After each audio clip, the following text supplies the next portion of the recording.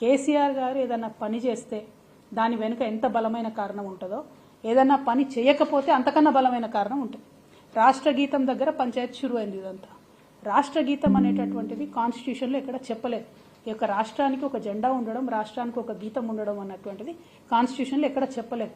ఒక 2 రాష్ట్రాలు ప్రయత్నం చేసినాయి, జమ్మూ కాశ్మీర్ ఒకటి, కర్ణాటక ఒకటి. ఆ ప్రయత్నం చేస్తే ఫెడరలిజంకు ముప్పు వాటిల్తుందని సుప్రీంకోర్టు దాకా పోయినా కూడా వాళ్ళు పర్మిషన్ ఇవ్వనటువంటి పరిస్థితి. ఆ కొత్త కాంట్రవర్సీ కొత్త రాష్ట్రానికి ఎందుకు పెట్టాలన్న ఉద్దేశంతో కేసీఆర్ గారు అటువైపు వెళ్ళలేదు. నేను కూడా తెలంగాణ సగటు ఆడబిడ్డనే కదా, నేను ఎట్లుంటాను, మిగతా ఆడబిడ్డలు ఎట్లుంటారు మా తెలంగాణ వాళ్ళు గట్లే తెలంగాణ తల్లి ఉంటుంది. ఇక అన్ని అపోహలకు పోయి పర్సనల్గా కేసీఆర్ గారి కుటుంబం అంటే విద్వేషం పెట్టుకొని నిర్ణయాలు తీసుకుంటే ప్రజలు ఆలోచన చేస్తారు.